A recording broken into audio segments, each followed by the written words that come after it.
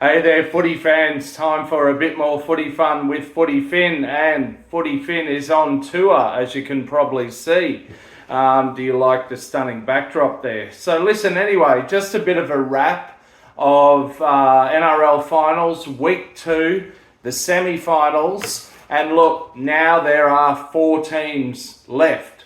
Penrith and Brisbane, of course, are joined by the Melbourne Storm and the New Zealand Warriors after this weekend's clashes. So just want to give a bit of a rundown, bit of a summary of those 2 clashes, and then look ahead to next weekend to the preliminary finals. So of course on Friday night in Melbourne, it was quite a gripping contest, much closer than a lot of people probably would have expected. The Storm, Jerome Hughes, as I'd mentioned, was actually a late scratching in the end. He was replaced by Tyron Wishart, who's actually the son of Rod Wishart, who used to play, I think he played for the Illawarra Steelers once upon a time, played for New South Wales on a few occasions. Anyway, they got away to an early lead through Wishart himself. He sliced through a gap and scored in about the 7th minute. The Storm might have got a penalty as well there. And then they got a second try through young Sevi, I think it was, got their second try. What was it at the break? Was it 10-0 or I think it was 10-4. I think the block of cheese, Brandon Smith at his former home ground, sliced through from dummy half. So I think it was 10-4 at the break. Quite an arm wrestle this game. Neither side sort of got into the ascendancy as such. A lot of people would have thought Melbourne might have been more dominant. The Roosters played above themselves again, I would have to say. And then Lindsay Collins ran over a long cutout pass from Sandon Smith, and Lindsay ran into a gap a mile wide and scored.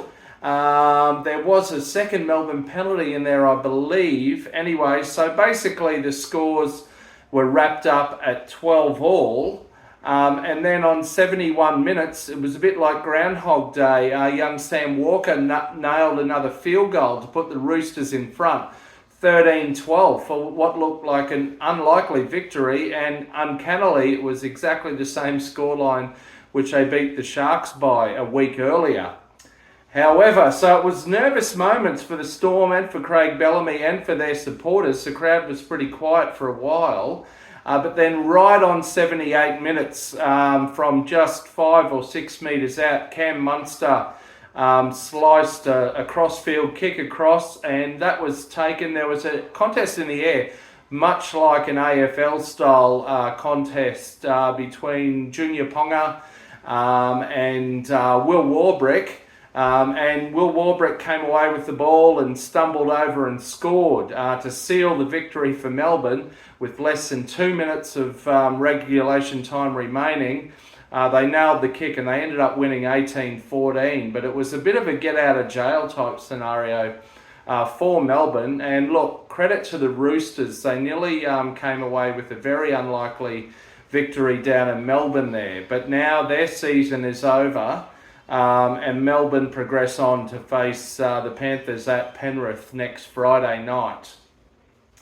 Then yesterday, Saturday afternoon, over in Auckland at Mount Smart Stadium, the Knights, coming off the back of a emotional first home final win, in their first home final since 2006, went across the Dutch.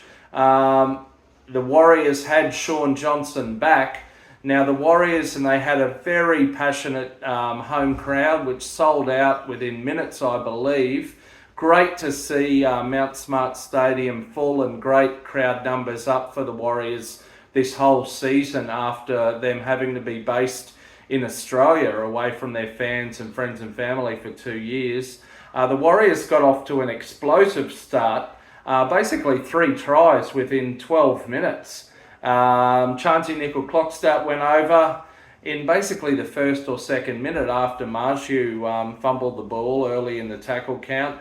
Aden Fanua-Blake followed in the 8th minute, and then Montoya went over just after 11 minutes. They were all converted. Now, Marshu did get back a try out wide for the Knights, so I think it was 16-4 at the break. So the Knights were still within 2 converted tries. And then they were the first to score. Early in the second half, Lucas went over in the 42nd minute. But then again, within several minutes of that, Dylan Walker went over for the Warriors to maintain that lead.